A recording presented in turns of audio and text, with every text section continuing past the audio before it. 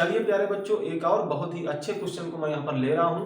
प्यारे बच्चों, ये क्वेश्चन आपके आने वाले एग्जाम के लिए बहुत ही ज्यादा इंपॉर्टेंट है क्योंकि थोड़ा सा अच्छा क्वेश्चन है। तो चलिए प्यारे बच्चों, ध्यान से इसको पढ़ते हैं। Consider a rubber ball freely falling from a height h is equal 4.9 metre onto a horizontal elastic plate. Assume that the duration of collision is negligible and the collision with the plate is totally elastic. Then the velocity as a function of time and the height as a function of time will be. तो एक बार और इस question को ध्यान से समझ लेते हैं। इन्होंने कहा कि एक इलास्टिक हॉरिजॉन्टल प्लेट है, इस पर प्यारे बच्चों एक रबर बॉल को फ्री फॉल करने के लिए छोड़ दिया जाता है। और कहां से छोड़ा जाता है? तो h इक्वल 4.9 मीटर से छोड़ा जाता है।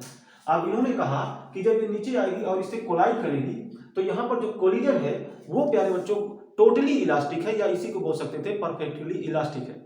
अब इसका मतलब ये हुआ कि कोलिजन के दौरान इसकी काइनेटिक एनर्जी में कोई लॉस नहीं होगा। इसका मतलब यही हुआ कि कोलिजन के जस्ट पहले इसकी जो भी काइनेटिक एनर्जी रही होगी वही कोलिजन के जस्ट बाद भी इसकी काइनेटिक एनर्जी रहेगी। या मैं इसको दूसरे तरीके से बोलूं तो ऐसा भी बोल सकता हूं कि कोलिजन के जस्ट पहले इसकी जो भी स्पीड रही होगी वही स्पीड कोलिजन के जस्ट बाद भी ये प्राप्त कर लेगा प्यारे बच्चों। ठीक, तो ये इसका मतलब हुआ।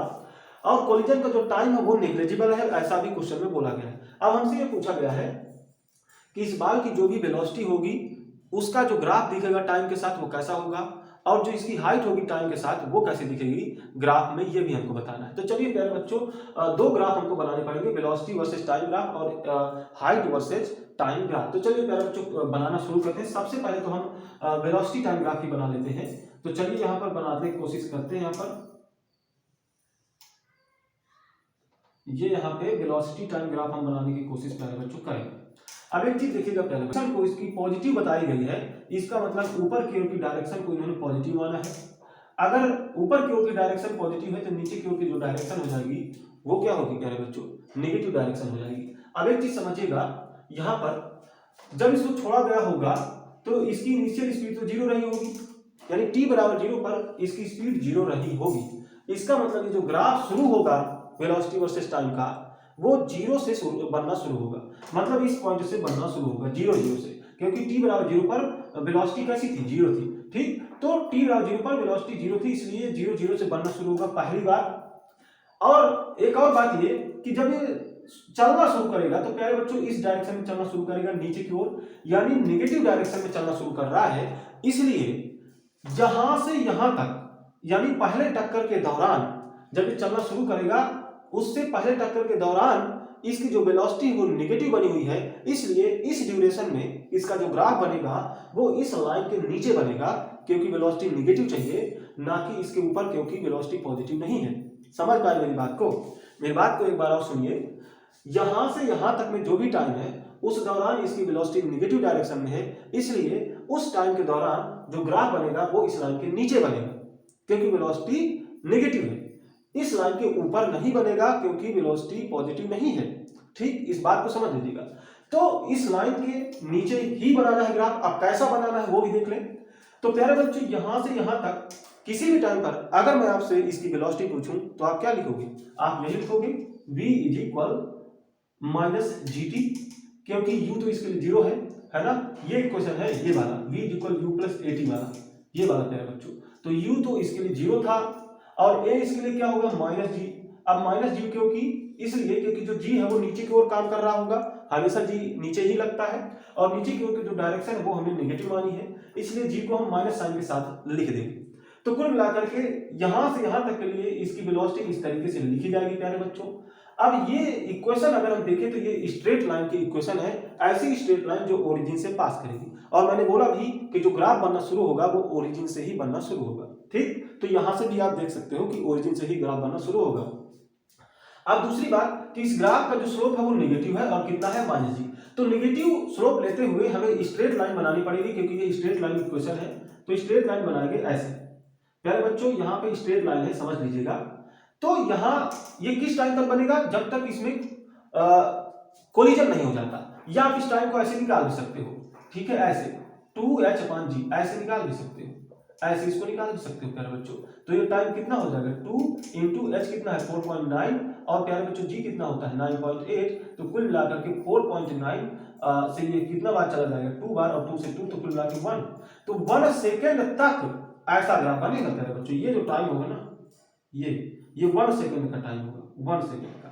ठीक, अब देखिए कोलिजन के जस्ट पहले मान लीजिए कि इसकी स्पीड कुछ v डैश रही है, कुछ v डैश रही है, और डायरेक्शन इसके चलने की नीचे की ओर रही होगी जस्ट पहले। जस्ट बाद भी प्यारे बच्चों ये v डैश की ही स्पीड प्राप्त करेगा, क्योंकि इसकी एनर्जी में कोई लॉस नहीं होगा, क्योंकि टक्कर परफेक्टली इलास्टिक है, टोटली इलास्टिक है। ठीक, तो इसकी स्पीड तो v डैश ही रहेगी और चलने की डायरेक्शन बदल जाएगी, अब ये ऊपर की ओर चलेगा। तो टक्कर के जस्ट बाद के लिए जो ग्राफ बनेगा वो कैसा बनेगा जरा देखिएगा। अब ये ऊपर चलेगा, ऊपर चलने का मतलब ये पॉजिटिव डायरेक्शन में चल रहा है, इसलिए अब जो ग्राफ बनेगा वो इस लाइन के ऊपर बनेगा, ना कि नीचे, क्योंकि इसकी वेलोसिटी पॉजिटिव है। ठीक है, एक चीज समझ लीजिए। और दूसरी बात, इस बार जीरो से बढ़ना नहीं शुरू होगा, यानी कि इस लाइन से स्टार्टिंग नहीं होगी ग्राफ की, क्योंकि इस बार इसमें कुछ इनिशियल स्पीड है, v डैश इसकी इनिशियल स्पीड है। पहले इनिशियल स्पीड 0 थी, इसलिए जीरो वाले लाइन से बढ़ना शुरू होगा, इस बार जीरो वाले लाइन से बढ़ना शुरू नहीं होगा। ठीक है, तो प्यारे बच्चों v डैश से बढ़ना शुरू होगा। तो देखिए v डैश कौन सी स्पीड है, यही जो स्पीड इसने यहां तक में प्राप्त करी थी वही स्पीड प्राप्त करेगा सेम इसी इंस्टेंट पर। क्यों? क्योंकि टक्कर का जो टाइम है वो निग्लिजिबल बताया गया है, तो इसी टाइम पर मैंने बोल दिया कि ये वाली स्पीड भी है, इसी टाइम पर ये स्पीड ही है और डायरेक्शन बदल चुकी है। ठीक, तो स्पीड वही होगी जो यहां पर प्राप्त किया, लेकिन डायरेक्शन बदल गई। अब यही स्पीड इसको पॉजिटिव डायरेक्शन में मिल जाएगी, इसका मतलब जो ग्राफ बनेगा अब पॉजिटिव डायरेक्शन की ओर से बढ़ना शुरू होगा। ठीक, यहां से इसी के जस्ट ऊपर से अगर हम टाइम को निग्लेक्ट कर दें कोलिजन के तो, लेकिन यहां से इन्होंने जैसे कि मतलब ऑप्शन में जो भी ग्राफ दिए गए वो जस्ट इसके ऊपर से शुरू नहीं किए गए, वो कर सकते थे, अगर वो करते तो भी ग्राफ सही माने जाते, लेकिन कोलिजन के टाइम को उन्होंने निग्लेक्ट तो किया, लेकिन पूरी तरह से निग्लेक्ट नहीं किया, थोड़ा सा उन्होंने मान लिया, थोड़ा सा मान लिया। तो मतलब यह है कि अगर 1 सेकेंड में इसका टक्कर यहां हुआ, यहां तक आ गया, तो 1.0001 सेकेंड में ये ऊपर चलना शुरू हुआ, ऐसा मान सकते हैं। बहुत ही कम टाइम लिया इन्होंने टक्कर का, और उस कम टाइम को लेकर के इन्होंने थोड़ा सा आगे बनाना शुरू किया, मतलब जस्ट इसी इंस्टेंट पर ये ऊपर इन्होंने बनाना नहीं शुरू किया ग्राफ को, बल्कि थोड़ा सा आगे से बनाना शुरू किया है। तो हम भी प्यारे बच्चों थोड़ा सा आगे से ही बनाना इसको शुरू करेंगे। ठीक है, थोड़ा सा आगे से बनाना शुरू करेंगे। ठीक है, आप इसके ऊपर से भी बना सकते थे, लेकिन ग्राफ में किसी भी ऑप्शन में ऊपर से बनता हुआ नहीं नजर आ रहा, इसलिए थोड़ा सा टाइम आपको भी टक्कर का लेना पड़ेगा, थोड़ा सा आगे से। अब देखिएगा यहां से चलना शुरू किया है, यहां तक आ रहा है, और यहां जैसे ही आ गया इसकी स्पीड फिर से 0 हो गई। ठीक है, इसकी स्पीड क्या हो गई, फिर से 0। तो कुल मिलाकर के इसकी स्पीड अब 0 प्राप्त करेगी, v डैश से 0 को प्राप्त करेगी, यानी कि 0 वाले लाइन की ओर इसका ग्राफ आएगा। अगर इसके लिए इक्वेशन लिखना चाहे तो भी लिख सकते हो। कैसे? अगर यहां से यहां तक के लिए इसका इक्वेशन लिखूं और मैं पूछूं कि वेलोसिटी क्या होगी यहां से यहां तक किसी भी टाइम, तो आप ऐसे लिखोगे, इनिशियल स्पीड इसकी v डैश थी और इसके लिए एक्सेलरेशन माइनस g लगेगा इंटू टी, यही लिखोगे। तो ये भी कैसी इक्वेशन है, ये स्ट्रेट लाइन की इक्वेशन है, और इसका भी स्लोप प्यारे बच्चों माइनस जी है, यानी नेगेटिव स्लोप। तो नेगेटिव स्लोप के साथ ही बनती हुई नीचे आएगी और स्ट्रेट लाइन बनेगी प्यारे बच्चों यहाँ पर, और ये 0 का ऐसे प्राप्त कर लेगी, किसी टाइम पर ये 0 को प्राप्त कर लेगी ऐसे। अब क्या होगा, इसके जस्ट बाद फिर ये नीचे आएगी, तो जैसा ग्राफ यहां से यहां तक आने में था फिर से वही ग्राफ बनेगा, क्योंकि देखिए फिर से इसको यहां से यहां तक आना ही है नीचे, तो बिल्कुल वही कंडीशन हो गई। तो जैसे ये ऐसे बना था ना, ऐसे ही यहां से बनता चला जाएगा, आगे इसी तरह से बनता चला जाएगा ऐसे, और ये फिर से इसी स्पीड को प्राप्त कर लेगा। फिर क्या होगा, जैसे ये फिर से इससे टक्कर किया तो फिर ऊपर चलेगा, इसी तरीके से जैसे यहां से यहां तक गया था, तो फिर ऐसा ही ग्राफ बनाना पड़ेगा। तो इसको थोड़ा सा और आगे बढ़ा देते हैं, तो यहां से यहां तक के लिए जैसा ग्राफ था ना, तो फिर यहां से यहां तक के लिए वैसा ही ग्राफ, यानी कि इसके ऊपर थोड़ा सा आगे इस टाइम को बढ़ाते हुए, इसके ऊपर से मत बनाएगा, क्योंकि ग्राफ में इसके ऊपर से नहीं बनाया गया, थोड़ा सा टक्कर का टाइम उन्होंने लिया है, तो थोड़ा सा हम भी ले रहे हैं। तो फिर से वही ग्राफ, ऐसा ग्राफ फिर से बना दो। ठीक, ऐसा ही आएगा यहां तक, ठीक, यहां 0 तक, और फिर जब ये नीचे गिरेगा ना तो फिर ऐसा ही ग्राफ बनेगा, तो फिर ऐसा ग्राफ, फिर इस लाइन को आगे बढ़ा दो ऐसे। तो ऐसा ही चलता रहेगा मेरे बच्चों, ऐसा ही चलता रहेगा, ऐसा ही ये चलता रहेगा, फिर से थोड़ा सा आगे करके फिर ऐसा चलता रहेगा। तो वेलोसिटी टाइम ग्राफ ऐसा बनेगा। ठीक, अब एक चीज समझ लीजिएगा, अगर मैं यहाँ पर हाइट वर्सेस टाइम ग्राफ बनाऊं तो कैसा बनेगा, तो उसको मैं कहां पर बना लूं, उसको मैं कहां पर बना लूं, यहां पर ही इसके नीचे ही बना लेता हूं। थोड़ा सा मैं कम जगह पे बनाऊंगा तो थोड़ा समझ के चलिएगा। देखिए ये इसकी हाइट h है किसी टाइम t पर, ठीक, किसी टाइम t पर h को हमें बताना है ग्राफ के माध्यम से। तो एक बार समझिएगा, इनिशियली यानी t बराबर 0 पर इसकी हाइट मैक्सिमम हाइट है, कहां पर था, यहां पर था 4.9 मीटर पर। t बराबर 0 पर ये 4.9 मीटर है, इसलिए 0 से बनना शुरू नहीं होगा, ये 4.9 मीटर से बनना शुरू होगा, यानी कि यहां से बनना शुरू होगा। ये मान लीजिए 4.9 मीटर वाला पॉइंट है, तो प्यारे बच्चों यहां से बनना शुरू होगा ग्राफ, ठीक। अब ग्राफ बनेगा कैसे ये भी देखना है। तो एक चीज देखिएगा, अगर इस टाइम से इस टाइम तक मैं कहीं भी आपसे हाइट पूछूं ग्राउंड से या इस प्लेट से, तो आप क्या लिखोगे? तो प्यारे बच्चों यहाँ पे आप ऐसा लिखोगे ना, जो मोशन वाला सेकेंड इक्वेशन है ना उसको लगाओगे ना, तो पोजीशन या h2 मान लीजिए इसकी फाइनली हाइट होगी माइनस इसकी initial height h1 is equal ut जो कि इनिशियली 0 थी माइनस हाफ g2, ऐसा इक्वेशन बनेगा। अब ये इनिशियली इसकी जो पोजीशन थी प्यारे बच्चों वो h थी या 4.9 मीटर थी, तो ये h थी और ये इधर आके इस पर ऐड हो जाएगा ऐसे। तो प्यारे बच्चों किसी टाइम t पर यहां से यहां तक के लिए अगर हाइट वर्सेस टाइम का ग्राफ देखना चाहे तो इस इक्वेशन को देख करके बनाएं। अब यहां पर देखिएगा टाइम स्क्वायर के टर्म में है तो पैराबोला का ग्राफ बनेगा, और इसका जो कोफिशिएंट है वो नेगेटिव है, इसलिए यहाँ पे ओपनिंग डाउनवर्ड पैराबोला होगा। तो ओपनिंग डाउनवर्ड पैराबोला आप लोग बनाओगे ऐसे ऐसे। अब प्यारे बच्चों ये क्या है, ये किसी टाइम पर जब ये यहां आ गया तो इसकी जो हाइट है यहां से वो 0 हो गई, तो ये 0 को प्राप्त कर लिया। ये टाइम आप निकाल चुके हो 1 सेकेंड, आप निकाल चुके हो, तो ये 1 सेकेंड का टाइम है, ठीक। आप हर एक टाइम को प्राप्त कर सकते हो क्योंकि यहाँ पे वैल्यू दे दी गई थी, तो टाइम को प्राप्त कर सकते हो, लेकिन टाइम को प्राप्त करने की जरूरत नहीं है, ग्राफ को हम केवल बना करके अपना आंसर प्राप्त कर लेंगे, ठीक। तो चलिए प्यारे बच्चों अब क्या होगा, ये ऊपर जाएगा, और ऊपर यहां से यहां तक जाने के लिए कभी मैं h पूछूं तो क्या लिखोगे? तो प्यारे बच्चों यहां से यहां तक जाने के लिए अगर मैं h पूछूं तो सिर्फ और सिर्फ आप क्या लिख दोगे, u तो इनिशियली ये थी, क्या थी, v dash t minus half g2, यही लिखोगे ना, यही लिखोगे ना, ठीक है, यही लिखोगे। इनिशियली इस बार तो क्या था, इनिशियली यहाँ पर जो हाइट है वो 0 थी, तो यहाँ h2 माइनस h1 नहीं लिखेंगे क्योंकि h1 तो 0 ही है, तो h2 जो हो गया वही है, h1 वाला टर्म तो यहाँ 0 है क्योंकि इनिशियली ये सरफेस पर ही है ना। तो इसके लिए अगर मैं हाइट लिखूं किसी पॉइंट पर तो आप ऐसे ही लिखोगे क्योंकि इसकी इनिशियली तो ये थी माइनस हाफ gt2, ये भी लिखेंगे। तो यहाँ प्यारे बच्चों देखिएगा t स्क्वायर का टर्म है, इसलिए यहाँ भी पैराबोला बनेगा, और इसका भी जो कोफिशिएंट है वो नेगेटिव है, इसलिए यहाँ भी ओपनिंग डाउनवर्ड पैराबोला बनेगा। और अगर आप देखो तो ये पुनः उसी हाइट को प्राप्त करेगा जहां से ये आया था, तो ये उसी हाइट को प्राप्त करेगा, पुनः उसी हाइट को प्राप्त करेगा, और ओपनिंग डाउनवर्ड पैराबोला ऐसे, ठीक। और फिर प्यारे बच्चों ऐसा ही ग्राफ बनेगा क्योंकि फिर ये नीचे आएगा, तो अब नीचे जैसे यहां से यहां तक क्लिक कंडीशन थी वैसी कंडीशन फिर से मिल गई आपको, तो फिर ऐसा ही ग्राफ, यानी कि ये ऐसा आगे इसको कंप्लीट कर दो, ठीक है, ऐसा पैराबोला। फिर क्या होगा, फिर प्यारे बच्चों फिर क्या होगा, फिर वही कंडीशन जैसे यहां से यहां तक जाने के लिए थी, यानी यहां से यहां तक जो ग्राफ बना यानी ऐसा, और फिर ये नीचे आएगा तो ऐसा, ठीक। और ये जो पॉइंट है ये 4.9 वाला पॉइंट ही है, तो ऐसा ग्राफ बन जाएगा हाइट वर्सेस टाइम का, ठीक। तो ये इस क्वेश्चन का जवाब रहा, आप देख लीजिएगा किस ऑप्शन में ऐसा ग्राफ मिल रहा है, यही इसका जवाब था। एक बार और इसको खुद से भी ट्राई करेगा, अच्छा क्वेश्चन था। चलिए प्यारे बच्चों अब हम चलते हैं नेक्स्ट क्वेश्चन पर। चलिए प्यारे बच्चों अब हम देखते हैं नेक्स्ट क्वेश्चन, तो क्वेश्चन को ध्यान से पढ़ेंगे। चलिए क्वेश्चन को पढ़ते हैं।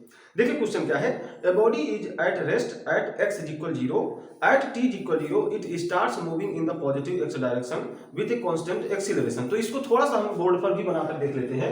इन्होंने क्या कहा है कि एक बॉडी है जो किसी पॉइंट पर t बराबर 0 पर x बराबर 0 पर है, ठीक है, किसी पॉइंट पर t बराबर 0 पर x बराबर 0 पर है। अब क्या है, ये पॉजिटिव x एक्सिस की ओर चलना शुरू करती है कांस्टेंट एक्सीलरेशन से, ठीक है। तो इनिशियली तो ये रेस्ट पर थी, अब क्या हुआ, ये प्यारे बच्चों पॉजिटिव x एक्सिस की ओर चलना शुरू करती है कांस्टेंट एक्सीलरेशन से। कैसे, कांस्टेंट एक्सीलरेशन से प्यारे बच्चों, ऐसा इन्होंने कहा। अब देखिए आगे क्या कहा, at the same instant another body passes through x बराबर 0 moving in the positive x direction with a constant speed.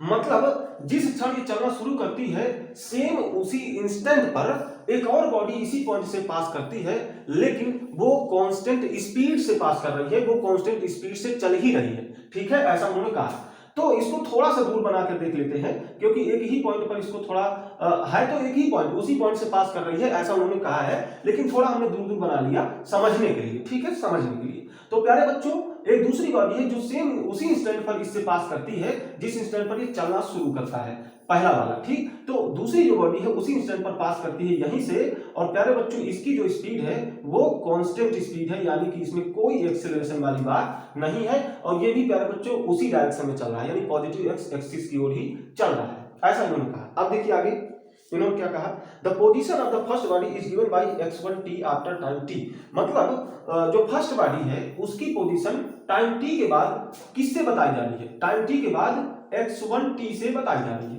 x1 t क्या बताएगा, टाइम t के बाद पहले वाले पार्टिकल की पोजीशन क्या है बच्चों। अब देखिए आगे उन्होंने क्या कहा, and that of the second body by x2 t after the same time interval, after same time interval, यानी कि अगर टाइम t के बाद ये पोजीशन है तो टाइम t के ही बाद इसकी जो पोजीशन है प्यारे बच्चों वो x2 t से दिखाई जाएगी, ऐसा उन्होंने कहा। अब देखिए which of the following graphs correctly describes x1 minus x2 as a function of time t, मतलब जो नीचे ग्राफ बने हुए हैं क्वेश्चन में उनमें से कौन सा ग्राफ x1 माइनस x2 को as the function of time t सही बता रहा है। मतलब हमें क्या करना पड़ेगा प्यारे बच्चों, यहां से क्वेश्चन को सॉल्व करके x1 माइनस x2 को as the function of time t प्राप्त करना होगा, और उसी फंक्शन को देख करके, उसी रिलेशन को देख करके, उसी इक्वेशन को देख करके फिर हम ये डिसाइड कर पाएंगे कि कौन सा ग्राफ बनना चाहिए प्यारे बच्चों। तो चलिए देखिएगा, इस क्वेश्चन को सॉल्व करना इतना कुछ कठिन बात नहीं है। एक चीज देख लीजिए, x1 क्या है, x1 प्यारे बच्चों किसी टाइम t पर इसकी पोजीशन है, यानी पहले वाले पार्टिकल की पोजीशन। x2 क्या है, किसी टाइम t पर दूसरे वाले पार्टिकल की पोजीशन है प्यारे बच्चों, है ना, है कि नहीं। तो x1 माइनस x2 क्या बताएगा, दूसरे वाले पार्टिकल के रिस्पेक्ट में x1 की पोजीशन को बताएगा। x1 माइनस x2 तो यही बताएगा ना प्यारे बच्चों। तो चलिए देखिए यहाँ पर x1 क्या हो जाएगा, किसी टाइम t पर जो x1 है वो क्या हो जाएगा। तो देखिए इसमें इनिशियल स्पीड तो 0 थी और इसका जो एक्सीलरेशन है वो कांस्टेंट है, यानी कांस्टेंट एक्सीलरेशन से चल रही है, तो किसी टाइम t पर इसकी पोजीशन क्या हो जाएगी प्यारे बच्चों, 1/2a_t², यही हो जाएगी, बिल्कुल यही हो जाएगी। अब देखिए इसके लिए अगर पोजीशन निकाले किसी टाइम t पर, तो इसमें एक्सीलरेशन तो है नहीं, इसमें कांस्टेंट स्पीड बनी हुई है या कांस्टेंट वेलोसिटी इसकी बनी हुई है, ऐसा मैं कह सकता हूं, क्योंकि इसकी डायरेक्शन भी फिक्स है और मैग्नीट्यूड भी फिक्स है। तो कांस्टेंट वेलोसिटी बोल दो या कांस्टेंट स्पीड तो बोल ही सकते हो, क्योंकि इसका मैग्नीट्यूड तो फिक्स ही है। तो चलिए प्यारे बच्चों, तो इसकी पोजीशन किसी टाइम t पर क्या हो जाएगी, तो v इंटू टी, क्योंकि इसकी स्पीड क्या बनी हुई है, कांस्टेंट बनी हुई है। तो इस तरीके से किसी टाइम t पर इसकी पोजीशन ये हो गई और किसी टाइम t पर इसकी पोजीशन ये हो गई। तो इनके पोजीशन का अंतर, इनके पोजीशन का जो डिफरेंस है वो टाइम पर कैसे डिपेंडेंट है, यही तो हमको देखना है।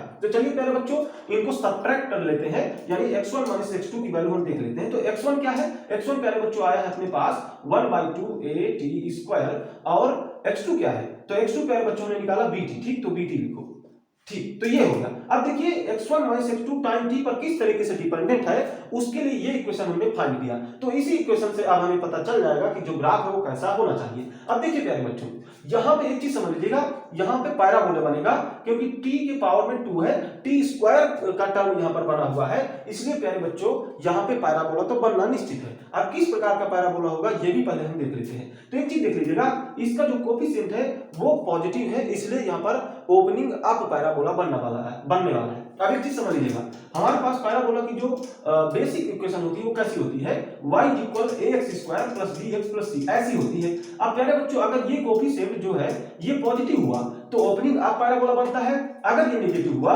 तो प्यारे बच्चों ओपनिंग डाउन पैराबोला बनता है। तो यहाँ पर ओपनिंग अप पैराबोला बनने वाला है क्योंकि इसका कोफिशिएंट पॉजिटिव है, सबसे पहली बात। तो कुल मिलाकर के यहाँ पर जो ग्राफ है प्यारे बच्चों आपको ध्यान से बनाना है, चलिए बनाते हैं।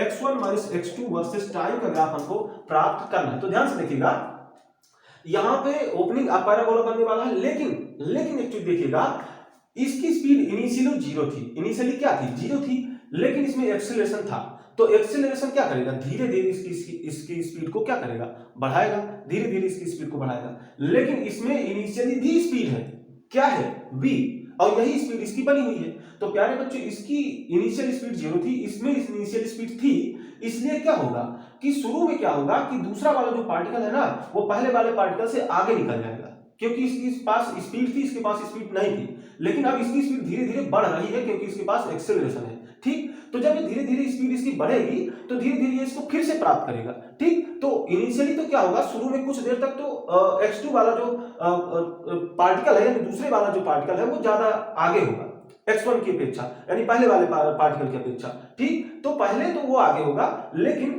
फिर पहले वाला जो पार्टिकल है वो अपनी स्पीड को बढ़ाता हुआ उसको फिर से प्राप्त कर लेगा और एक समय के बाद वो उससे आगे निकल जाएगा। तो यहां पर एक चीज देखिएगा कि कुछ देर तक जब तक ये जो बीटी है ये इस वैल्यू से ज्यादा होगी तो ओवरऑल वैल्यू क्या मिलेगी, नेगेटिव मिलेगी। मिलेगी या नहीं मिलेगी, बिल्कुल नेगेटिव मिलेगी। तो कुछ देर तक जब ये इसके बराबर नहीं हो जाता, जब तक, ठीक, और एक इंस्टेंट पर ये आपस में बराबर हो जाएंगे, उस समय क्या होगा, ये वैल्यू मिलेगी, जीरो मिलेगी। क्यों? क्योंकि जब ये एक ही पोजीशन पर पहुंच जाएंगे तो दोनों की पोजीशन सेम है, इसलिए जो इनका डिफरेंस होगा वो तो जीरो होना चाहिए, इसलिए प्यारे बच्चों ये वैल्यू क्या हो जाएगी, जीरो।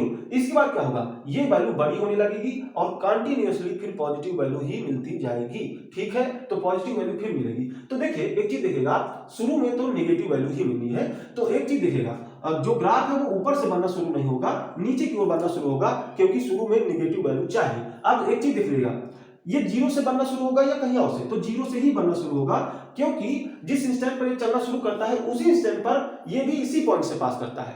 तो मोशन स्टार्टिंग के टाइम में दोनों सेम पॉइंट पर है, दोनों सेम पॉइंट पर है, तो x1 और x2 की वैल्यू क्या है, सेम है, क्योंकि सेम पॉइंट पर है। तो इनिशियली क्या है इनकी वैल्यू, x1 और x2 की जीरो है, क्योंकि सेम पॉइंट पर है, तो जीरो से ही शुरू होगा और नीचे की ओर बढ़ना शुरू होगा, ना कि ऊपर की ओर, क्योंकि इनिशियली नेगेटिव वैल्यू मिल रही है नीचे की ओर। और ओपनिंग अप पैराबोला होना चाहिए, तो ओपनिंग अप पैराबोला होगा और एक इंस्टेंट पर प्यारे बच्चों ये दोनों आपस में बराबर होकर के फिर से जीरो देंगे, क्योंकि ये फिर इसके बराबर हो जाएगा, यानी फिर से ये एक सेम पोजीशन पर पहुंच जाएंगे। उसके बाद ये वैल्यू जीरो ज्यादा होने लगेगी और कॉन्टिन्यूसली फिर ये ज्यादा होती जाएगी, तो पॉजिटिव वैल्यू ही फिर आगे मिलती जाएगी। तो कुल मिलाकर के ऐसे फिर पॉजिटिव वैल्यू ये प्राप्त करने लगेगा। तो ऐसा ग्राफ प्यारे बच्चों जिस भी फिगर में दिया होगा वही सही होगा, जिस भी ऑप्शन में होगा, तो आप देख लीजिएगा।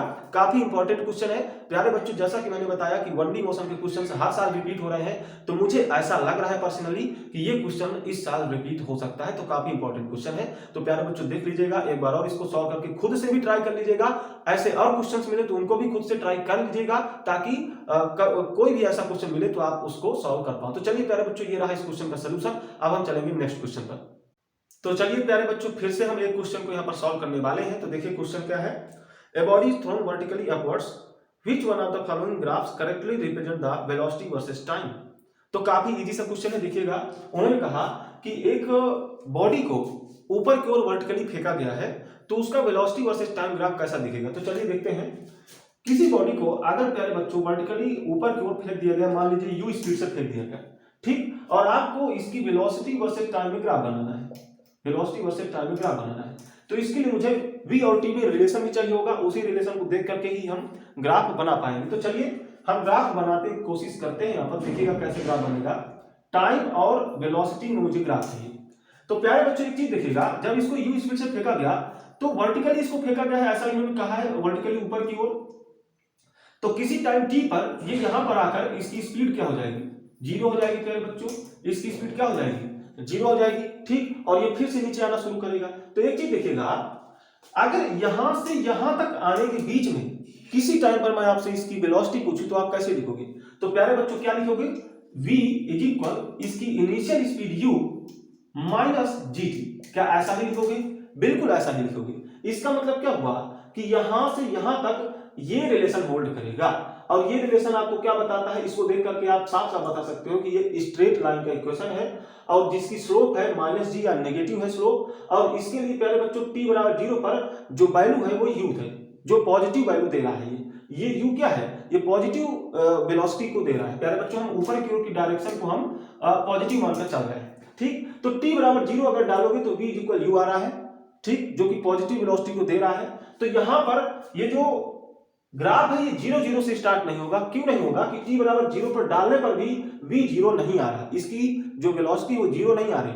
कहां से शुरू होगा, u से, ठीक, u से प्यारे बच्चों। तो मान लीजिए ये है u वाला पॉइंट, तो यहां से ये ग्राफ बनना शुरू होगा और ये स्ट्रेट लाइन बनेगा जिसकी स्लोप नेगेटिव होनी चाहिए। तो प्यारे बच्चों स्लोप नेगेटिव यानी कि नीचे ओर बनना शुरू होगा ये, तो नीचे की ओर बनेगा ये ऐसे ऐसे ऐसे बनेगा, ठीक है, और स्ट्रेट लाइन बनेगा।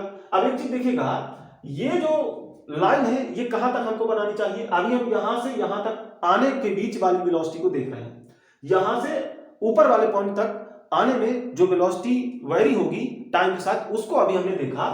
तो एक चीज देखिएगा, इनिशियली इसकी स्पीड थी लेकिन फाइनली इसकी स्पीड 0 है यहां तक आने में, इसका मतलब किसी एक पॉइंट पर जब ये 0 होगा तो ये जो ग्राफ है ये वाली लाइन को टच करना चाहिए था, क्योंकि ये जो लाइन है यहीं पर वेलोसिटी 0 मिल रही होगी। तो प्यारे बच्चों, इस लाइन को इस ग्राफ ने टच किया तो ये कौन सा वाला पॉइंट है? वेलोसिटी यहाँ पर 0 है, इसका मतलब कौन सा वाला पॉइंट है? इसके ऊपर पहुंचने वाला पॉइंट, इसी पॉइंट पर इसकी वेलोसिटी 0 है प्यारे बच्चों। तो कुल मिलाकर के ये जो टाइम है यहां पर प्यारे बच्चों ये अपने हाईएस्ट पॉइंट पर होगा, ये समझ के चलिएगा। अब देखिए आगे कैसे बनेगा। अब ये फिर से नीचे आना शुरू करेगा, तो ऊपर की डायरेक्शन तो पॉजिटिव थी, तो अब ये नीचे अपनी डायरेक्शन को चेंज कर दिया, नीचे आ रहा है ना कि ऊपर जा रहा था। तो अब इसकी जो वेलोसिटी थी वो निगेटिव डायरेक्शन में मिलने लगेगी, निगेटिव डायरेक्शन में मिलने लगेगी। साथ ही साथ ये धीरे धीरे बढ़ेगी भी, साथ ही साथ ये धीरे धीरे बढ़ेगी भी, और फाइनली जब यहां पर आ जाएगी तो फिर से जिस स्पीड से फेंकी गई थी उसी स्पीड को ये प्राप्त कर लेगी। ये आप सब लोग जानते हैं। या मैं कहूं कि यहां से यहां तक आने के बीच में अगर मैं पूछूं कि वेलोसिटी इसकी क्या होगी किसी टाइम पर, तो आप कैसा इक्वेशन बनाओगे? तो आप बनाओगे v = u - gt ही बनाओगे, लेकिन इस बार इसके लिए इनिशियल स्पीड क्या थी? 0 थी। देखिए यहां से यहां तक जब ये आएगा तो यहां तो इसकी स्पीड 0 थी ना, तो ये इसके लिए u तो 0 रखा जाएगा, तो यहां पे v - gt ये वाला इक्वेशन आपको मिलेगा। और इसके लिए भी आप देख सकते हो कि स्लोप में कोई चेंज नहीं आया, स्लोप -g ही था, अभी भी -g है, ठीक, नेगेटिव ही है और -g है, ठीक है बच्चों। तो स्ट्रेट लाइन का इक्वेशन है ये, तो स्ट्रेट लाइन ही बन रही है और स्लोप भी सेम है। और ये किस पॉइंट से शुरू होगा? यहां पे t0 डालें तो जो वेलोसिटी वो 0 मिल रही है, तो ये 0 वाले पॉइंट से शुरू होगा। तो देखिए वेलोसिटी का 0 पॉइंट कहां मिलेगा? तो इस लाइन पर हर जगह वेलोसिटी 0 ही है, ठीक। तो इस लाइन से ग्राफ बनना शुरू होगा, ठीक है। तो इस लाइन से ग्राफ बनना शुरू होगा और साथ ही साथ इतना ही स्लोप लेते हुए बनेगा, ये समझ के चलिएगा। और ये टाइम कौन सा होगा? जस्ट यहां से यहां तक जाने के जस्ट बाद वाला टाइम। देखिए यहां से यहां तक गया, फिर नीचे आना शुरू हो जाएगा, मतलब यहां से यहां तक आने का टाइम ये हो गया, और इसी के बाद ये ग्राफ बनना शुरू हो जाएगा। और कैसा बनेगा? नीचे की ओर बनेगा, माइनस स्लोप के साथ बनेगा, स्ट्रेट लाइन बनेगा। तो देखिएगा कुल मिलाकर के अगर इसकी स्लोप ही चेंज नहीं हुई है तो यही लाइन आगे इस तरह से बढ़ती हुई आपको नजर आएगी, ऐसे ऐसे। लेकिन ये ग्राफ आगे कब तक ऐसा बनेगा? जब तक ये यहां पर टकरा नहीं जाता। और इसके टकराने के बाद जब ये टकरा गया तो ये फिर से प्यारे बच्चों अगर यहाँ पे इलास्टिक कोलिजन हुआ तो फिर से ये इतना ही स्पीड प्राप्त कर लेगा, और फिर से फिर क्या होता? आगे तो खैर ग्राफ नहीं बनाना है, उन्होंने क्या कहा है देखिए क्वेश्चन में, उन्होंने सिर्फ किस टाइम तक के लिए ग्राफ बनाया है? इसके यहां से यहां तक जाने और यहां से यहां तक फिर से आने तक के लिए ग्राफ बना करके ऑप्शंस में दिए हैं। अगर इससे आगे का ग्राफ बनाना होता तो कैसे बनाएंगे? तो देखिए अगर ये पूरा इलास्टिक कोलिजन है तो इसकी एनर्जी में कोई लॉस नहीं होगा, तो जिस स्पीड से फेंका गया था उसी स्पीड से ये फिर से प्राप्त कर लेगा जब यहां से टक्कर करेगा, तो फिर से वही कंडीशन हो जाएगी। जैसे कि यहां से यहां तक जाने थी बिल्कुल वैसी ही कंडीशन फिर हो जाएगी, तो फिर वैसा ही ग्राफ बनेगा। और जैसे ही यहां से टकराकर ऊपर जाना शुरू हुआ तो इसकी वेलोसिटी पॉजिटिव हो जाएगी, क्योंकि वेलोसिटी पॉजिटिव डायरेक्शन में जाना शुरू कर देगा। तो अब ये ग्राफ यहां से आगे नहीं बनेगा, अब ये ग्राफ प्यारे बच्चों देखिए कैसे बनेगा। अब ये ग्राफ यहां से नहीं बनेगा क्योंकि ये पॉजिटिव डायरेक्शन में मिलने लगी है, तो पॉजिटिव डायरेक्शन से ग्राफ बनना शुरू होगा। तो कुल मिलाकर के यहां से बनना तो नहीं शुरू होगा, लेकिन इसी इंस्टेंट पर प्यारे बच्चों इसकी जो स्पीड है वो ऊपर की ओर मिलने लगेगी, यानी यहां से। तो सेम ऐसा ही ग्राफ बनेगा, ऊपर की ओर से बनना शुरू होगा और स्लोप वही निगेटिव, तो फिर से प्यारे बच्चों ऐसा ही ग्राफ मिल जाएगा। बिल्कुल इसकी पैरेलल टाइप का ग्राफ बन जाएगा, बिल्कुल इसके पैरेलल लाइन मिलेगी, ठीक। फिर से यहां तक आएगा, मतलब जब यहां से आकर यहां आ गया तो फिर ऐसा हो गया, और फिर जब यहां से ऐसा जाएगा तो फिर इसके पैरेलल ग्राफ मिल जाएगा, ऐसे पैरेलल लाइन मिल जाएगी, ठीक है। ये तीनों लाइंस पैरेलल होगी, या हमेशा अगर यही प्रोसेस चलता रहा तो ऐसे पैरेलल लाइंस मिलती रहेगी, ठीक। तो ऐसा ये ग्राफ बनता अगर इससे अधिक टाइम के लिए ग्राफ बनवाता, लेकिन इसने एक बार जाकर के यहां तक आने के लिए ग्राफ पूछा है, तो जो ग्राफ होगा वो यहां तक बनेगा, यहां से यहां तक, और ऐसा ग्राफ बनेगा, ऐसा, ठीक है बच्चों। तो चलिए देख लीजिएगा कि किस ऑप्शन में ग्राफ बना हुआ है, वही आपका आंसर हो जाएगा। चलिए चलते हैं नेक्स्ट क्वेश्चन पर। चलिए प्यारे बच्चों अब हम सॉल्व करने वाले हैं नेक्स्ट क्वेश्चन, तो क्वेश्चन को ध्यान से पढ़ेंगे। चलिए क्वेश्चन को पढ़ते हैं। उन्होंने कहा all the graphs below are intended to represent the same motion, one of them does it incorrectly, pick it up. मतलब इन ऑप्शंस में 4 ग्राफ बने हुए हैं और ये चारों ग्राफ प्यारे बच्चों किसी एक मोशन के बारे में ही बता रहे हैं, ऐसा उन्होंने कहा।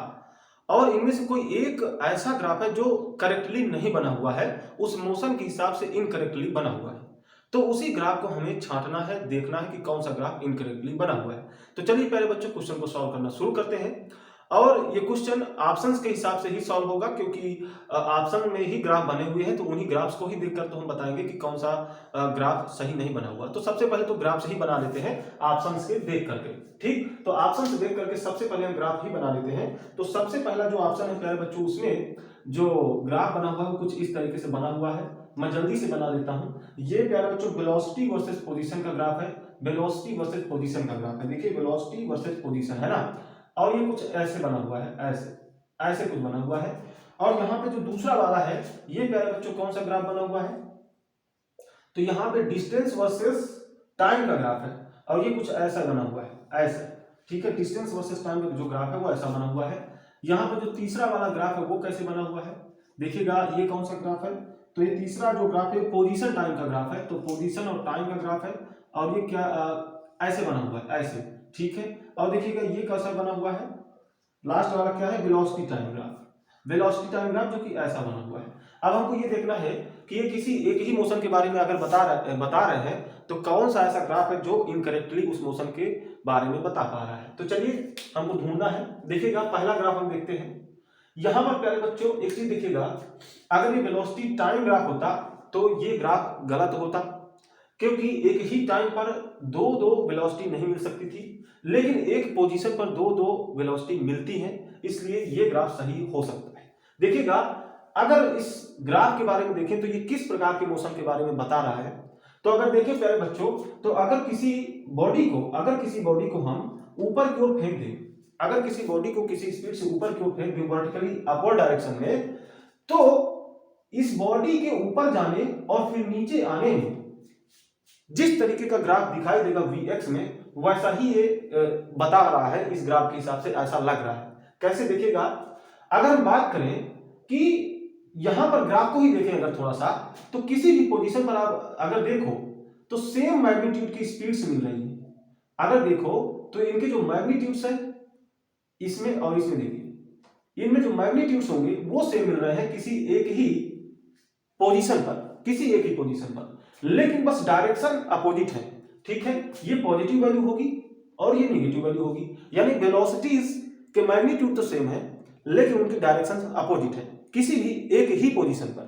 तो ऐसी कंडीशन कब मिलेगी, जब आप वर्टिकली अप डायरेक्शन में किसी पत्थर को या किसी चीज को फेंक दो तो वो ऊपर जाए और फिर नीचे आए, तो ऐसी कंडीशन आपको मिलती हुई नजर आएगी। देखिएगा अगर मैं इसको ऊपर फेंक दूं और मान लीजिए मैं इस पोजीशन की बात करता हूं, तो प्यारे बच्चों जब ये ऊपर गया तो इसकी कुछ वेलोसिटी मान लीजिए यहां पर रही होगी, मान लीजिए 2 मीटर पर सेकेंड, ऐसा मैं मान लेता हूं। और किधर रही होगी, ऊपर की ओर जा रहा है तो पॉजिटिव डायरेक्शन में रही होगी। ठीक, अब जब ये लौट कर आएगा ना, जब लौट कर आएगा पुनः, तो फिर इसी पॉइंट से गुजरेगा, और प्यारे बच्चों इस बार इसकी वेलोसिटी की डायरेक्शन अपोजिट है, क्योंकि नीचे आ रहा है, यानी माइनस वेलोसिटी हो जाएगी, माइनस में। ठीक, और मैग्नीट्यूड उतना ही होगा। ठीक, अगर एयर रेजिस्टेंस को निग्लेक्ट माने, केवल और केवल जी का प्रभाव माने, तो जिस पॉइंट पर जो मैग्नीट्यूड रहा होगा वेलोसिटी का उतना ही लौटते वक्त रहेगा, केवल डायरेक्शन अपोजिट होगी। ठीक, तो देखिए इसी सेम पॉइंट पर केवल डायरेक्शन अपोजिट मिल रही है लेकिन मैग्नीट्यूड सेम है एक ही पॉइंट पर वेलोसिटीज के। तो कुल मिलाकर के ये ग्राफ कुछ इस तरीके के मोशन को बता रहा है। ठीक, तो अगर माने कि ये जो मोशन है वो इस तरीके का है और इस मोशन के हिसाब से ग्राफ बने हुए हैं, तो हमको ये देख लेना है कि इस मोशन के हिसाब से कौन सा ग्राफ सही नहीं बना। देखिएगा अब अगर मैं देखूं प्यारे बच्चों, तो यहां पर इसके हिसाब से अगर मैं डिस्टेंस टाइम ग्राफ बनाना चाहूं तो कैसा बनेगा, डिस्टेंस टाइम ग्राफ। तो देखिएगा कैसे बनेगा डिस्टेंस टाइम ग्राफ, मैं यहां पर बनाकर बताता हूं। तो प्यारे बच्चों हम लोग डिस्टेंस टाइम ग्राफ तो नहीं लेकिन डिस्प्लेसमेंट टाइम ग्राफ बनाते हैं। क्या बनाते हैं, डिस्प्लेसमेंट टाइम ग्राफ अगर हम बना लें और उसमें जब डिस्प्लेसमेंट नेगेटिव डायरेक्शन में जाने लगे, मतलब नीचे की ओर सॉरी आने लगे, नेगेटिव तो नहीं बोलेंगे, अगर नीचे की ओर आने लगे तो फिर नीचे की ओर मत लाओ उसको। ठीक, उसका मिरर इमेज बना दो और उसको ऊपर ले जाओ, क्योंकि डिस्टेंस कभी कम नहीं होती, वो कम नहीं आती, डिस्टेंस हमेशा बढ़ेगी। ठीक है, इसलिए डिस्प्लेसमेंट टाइम का ग्राफ ही हम बनाते हैं, लेकिन जब वो नीचे आने लगे ग्राफ तो उसका मिरर इमेज ले लो और वो ग्राफ ऊपर की ओर ले जाओ। तो डिस्प्लेसमेंट टाइम ग्राफ से ही हम डिस्टेंस टाइम का ग्राफ प्राप्त करते हैं। तो चलिए हम इसके लिए डिस्प्लेसमेंट टाइम का ग्राफ प्राप्त करेंगे। तो देखिएगा कैसा हो सकता है। तो इसके लिए प्यारे बच्चों किसी भी टाइम पर जब मान लीजिए यहां से यहां तक जा रहा है, इस हिसाब से यहां तक जाने में कभी भी किसी भी टाइम पर अगर मैं इसका डिस्प्लेसमेंट आपसे पूछूं तो कैसे लिखोगे, तो डिस्प्लेसमेंट प्यारे बच्चों इसका लिखा जाएगा ut minus half gt square से, ऐसे ही लिखेंगे। अब ये यहां से यहां तक जाए और यहां से यहां तक पुनः आए, इस पूरे मोशन के दौरान में कभी भी इसका डिस्प्लेसमेंट पूछोगे तो ये वाली जो इक्वेशन है वो होल्ड करेगी, है ना। तो इसके हिसाब से ग्राफ बनेगा। तो देखिएगा यहाँ पे प्यारे बच्चों कैसा पैराबोला बनने वाला है, ओपनिंग डाउनवर्ड पैराबोला, और पैराबोला ही बनेगा क्योंकि टी स्क्वायर के टर्म में है और इसका कोफिशिएंट नेगेटिव है, इसलिए ओपनिंग डाउनवर्ड पैराबोला बनेगा। तो कुल मिलाकर के ऐसा ग्राफ बनेगा, ऐसा बनेगा, ठीक है, ऐसा बनेगा। इनिशियली इसकी जो डिस्प्लेसमेंट है वो बढ़ेगा, ये 0 0 वाला पॉइंट है तो बढ़ेगा, और पॉजिटिव डायरेक्शन में, क्योंकि ऊपर की ओर हमने पॉजिटिव माना है, तो देखिए इनिशियली बढ़ रहा है पॉजिटिव डायरेक्शन में। फिर ये पॉइंट हो गया जहां पे टॉप मोस्ट पॉइंट पर पहुंचा, उसके बाद प्यारे बच्चों फिर नीचे आने लगा, तो फिर देखिए इसका डिस्प्लेसमेंट घटने लगा, और पुनः जब ये 0 0 वाले पॉइंट पर आ गया तो इसका डिस्प्लेसमेंट 0 हो गया, तो देखिए पुनः ये 0 वाले पॉइंट पे आ गया। तो इस तरीके से इसका डिस्प्लेसमेंट टाइम ग्राफ रहेगा। और देखिएगा डिस्प्लेसमेंट टाइम ग्राफ, इसी को हम पोजीशन टाइम ग्राफ कैसे कह सकते हैं, क्योंकि हमने 0 वाले पॉइंट से फेंका था, तो अगर इस डिस्प्लेसमेंट को मैं पोजीशन में बदलूं तो इसको मैं लिखूंगा final position minus initial position. इसी तरीके से डिस्प्लेसमेंट को लिखूंगा, बिल्कुल इसी तरीके से लिखूंगा। और इनिशियल इसकी पोजीशन थी 0, तो इनिशियल पोजीशन की जगह आप रख दोगे 0, तो प्यारे बच्चों जो डिस्प्लेसमेंट था वो क्या है, उसकी फाइनल पोजीशन को ही बता रहा है। तो जो इसकी पोजीशन होगी किसी टाइम पर, वही इसके लिए डिस्प्लेसमेंट भी हो जाएगा। इसलिए जैसा डिस्प्लेसमेंट टाइम ग्राफ दिखेगा वही पोजीशन टाइम ग्राफ भी दिखेगा, इसलिए ये ग्राफ क्या हो जाएगा, इस मोशन के हिसाब से सही हो जाएगा। अब देखिएगा अगर इसी में हम डिस्टेंस टाइम ग्राफ देखते तो प्यारे बच्चों जहां ये आया, जहां तक ये ऊपर जा रहा है तब तक तो ठीक था, लेकिन जैसे मैंने बताया कि डिस्टेंस जो है वो कभी कम नहीं होती, डिस्टेंस कभी कम नहीं होती, इसलिए इसके बाद ये नीचे आने लगा तो नीचे नहीं आएगा। इसका मिरर इमेज बना दो, तो मिरर इमेज मतलब जैसे ये नीचे आ रहा है उसी हिसाब से मिरर में जिस तरीके से दिखाई देगा ऊपर की ओर जाता, उस तरीके से ग्राफ बनना चाहिए था। तो डिस्टेंस टाइम ग्राफ है वो कुछ इस तरीके से बनेगा। मैं यहाँ पर बना देता हूँ, यहाँ पर ये ऐसे जाएगा फिर ऐसे बन जाएगा, ऐसे जाकर फिर ऐसे मुड़ जाएगा, ठीक है। तो देखिएगा ये जो ग्राफ है ये गलत बना हुआ है, क्यों, क्योंकि ये नीचे से शुरुआत किया है ऐसे, जबकि ऊपर से ऐसे होना चाहिए, ठीक है। तो ऐसा बनेगा ये ग्राफ, तो ये ग्राफ गलत बना हुआ है। और इस मोशन के हिसाब से ये ग्राफ बिल्कुल सही है। अभी इसके जस्ट पहले हमने क्वेश्चन जो सॉल्व किया है तो इसी प्रकार के मोशन के लिए ग्राफ बनाया था, और आपने देखा था वेलोसिटी टाइम ग्राफ ऐसा ही आया था। तो ये वाला जो ग्राफ है वो गलत है। चलिए प्यारे बच्चों अब हम चलेंगे नेक्स्ट क्वेश्चन पर। चलिए प्यारे बच्चों एक और बहुत ही अच्छे क्वेश्चन को हम यहाँ पर सॉल्व करने वाले हैं। और ये जो क्वेश्चन है प्यारे बच्चों ये IIT JEE में पूछा जा चुका हुआ क्वेश्चन है, और इस क्वेश्चन को रिपीट किया गया है, इसलिए ये काफ़ी इंपॉर्टेंट हो जाता है। ऐसा मत समझिएगा कि ये फिर से नहीं आ सकता, फिर से आ सकता है, क्योंकि काफ़ी अच्छा क्वेश्चन है। तो चलिए प्यारे बच्चों क्वेश्चन को ध्यान से पढ़ेंगे। यहाँ पर क्वेश्चन है, a tennis ball is released from a height h and after freely falling on a wooden floor it rebounds and reaches height h by 2.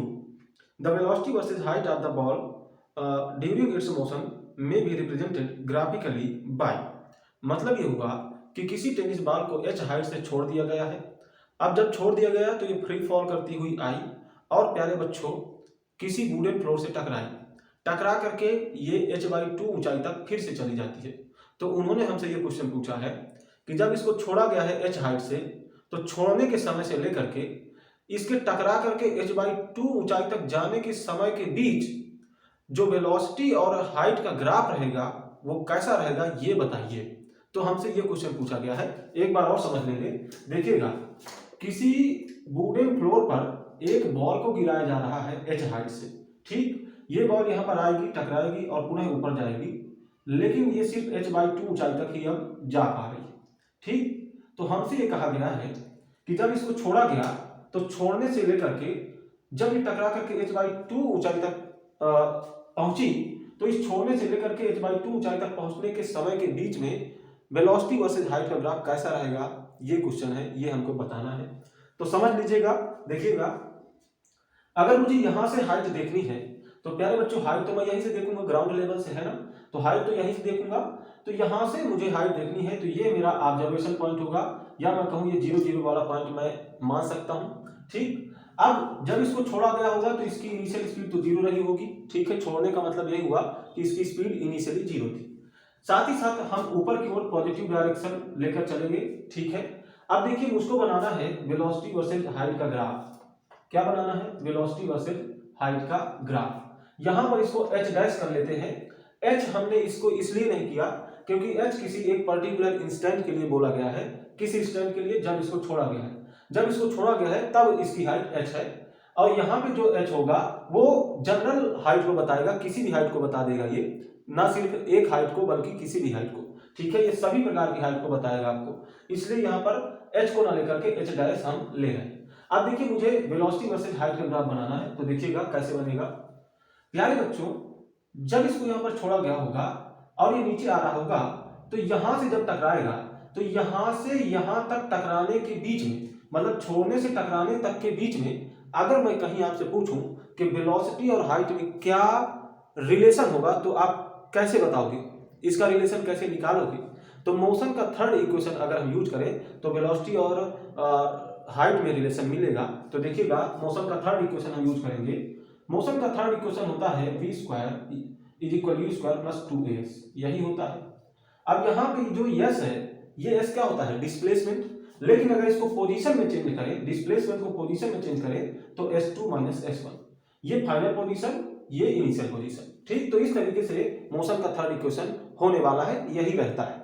अब देखिएगा किसी भी हाइट h पर वेलोसिटी को ये बताएगा, या किसी भी पोजीशन पर ये वेलोसिटी को बताएगा, या किसी भी वेलोसिटी पर क्या हाइट होनी चाहिए, क्या पोजीशन होनी चाहिए, ये भी यहाँ से पता चल जाएगा। अब देखिए इनिशियली u तो 0 था, तो ये टर्म तो चला जाएगा।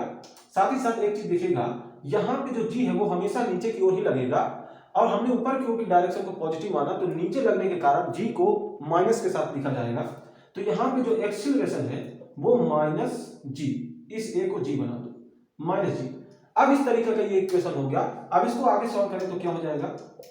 ये कुछ इस तरीके से प्यारे बच्चों आपको मिलेगा, ऐसा ऐसा। अब समझिए ये इनिशियल पोजीशन थी, तो इनिशियली तो प्यारे बच्चों ये h ऊंचाई पर था, तो यहां से इसकी पोजीशन क्या थी? h, इसलिए s1 की जगह तो आप h लिख लो। और ये किसी यहां से यहां तक में बीच में कहीं पर भी इसकी पोजीशन है, मतलब यहां से यहां तक के बीच में कहीं भी हमने पोजीशन मानी है कि s2 है, तो उस समय जो वेलोसिटी होगी वो v होगी। ठीक, तो इस s2 को हम h डैश ही बना लेते हैं, क्योंकि हमें वेलोसिटी और h डैश में रिलेशन चाहिए। हम ऐसा मान लेते हैं कि किसी भी समय पर जब इससे हाइट h डैश है, उस समय जो वेलोसिटी है वो v है, तो इस हिसाब से वेलोसिटी और h डैश में रिलेशन इस तरीके का निकल के आएगा। ठीक, अब देखिए, अब यहाँ पर एक चीज देखिएगा, मुझे h डैश निकालना है अगर, तो कैसे निकलेंगे हम? अगर मुझे h डैश निकालना हो, यानी किसी टाइम अगर वेलोसिटी v है, तो उस समय हाइट क्या होगी, अगर मुझे ये चाहिए हो, तो कैसे निकालेंगे? तो इसी को आगे सॉल्व करेंगे तो देखिए क्या मिलेगा।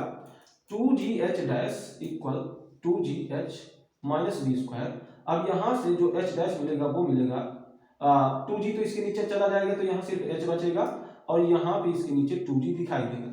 तो इस तरीके से h डैश और v में रिलेशन आपको दिखाई दिया।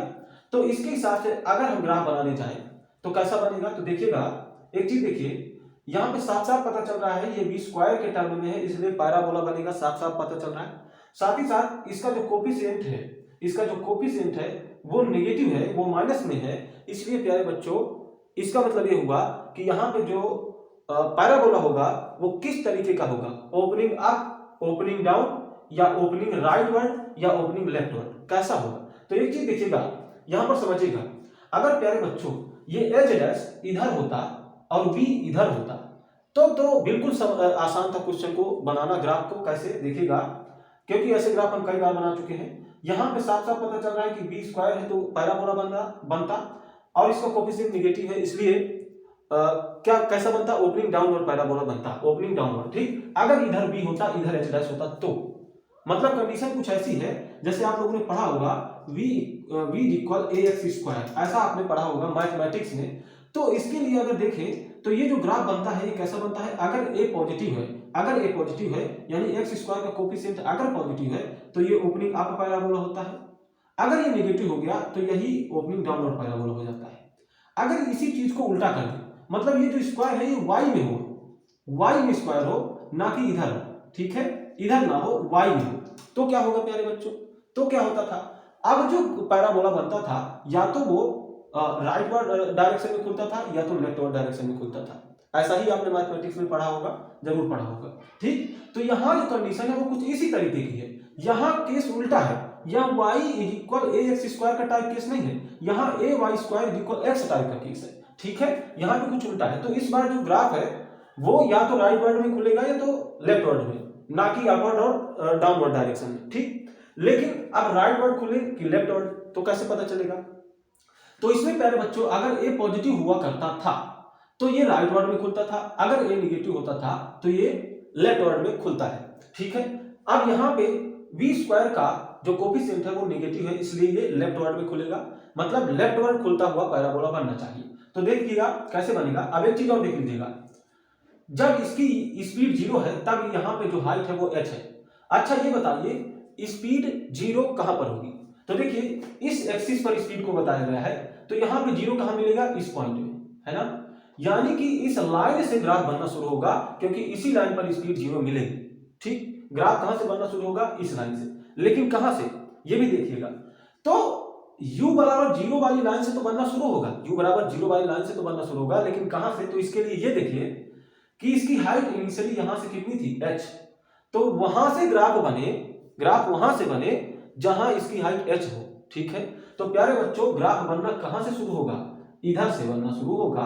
मान लीजिए ये डिस्टेंस h है, मान लीजिए ये डिस्टेंस h है, तो इनिशियली इसकी हाइट h थी। क्या थी? h थी, और जिस समय उसकी स्पीड क्या थी? 0 थी। तो यहां से ग्राफ बनना शुरू होगा। और कैसा ग्राफ बनेगा ये ध्यान दीजिएगा। तो प्यारे बच्चों ये जो ग्राफ बनेगा इसको मैं यहां से हटा दे रहा हूं क्योंकि मुझे यहां पर ग्राफ बनाना है। ठीक है, बस ये देखिएगा कि ये h वाला पॉइंट है। ठीक है, अब देखिएगा यहां से ग्राफ बनेगा और कैसा? लेफ्ट वर्ड में खुलता हुआ, है ना? तो चलिए बनाएंगे। और एक चीज देखिएगा, वेलोसिटी की डायरेक्शन क्या होगी? क्योंकि ये नीचे आ रहा है, क्योंकि यहां से यहां तक ये नीचे आ रहा है, तो इसकी डायरेक्शन नीचे की ओर है। इसका मतलब माइनस में वेलोसिटी मिलने वाली है, क्योंकि ऊपर की ओर डायरेक्शन को हमने पॉजिटिव माना है, तो नीचे वाली सभी वेक्टर क्वांटिटीज को माइनस के साथ लिया जाएगा।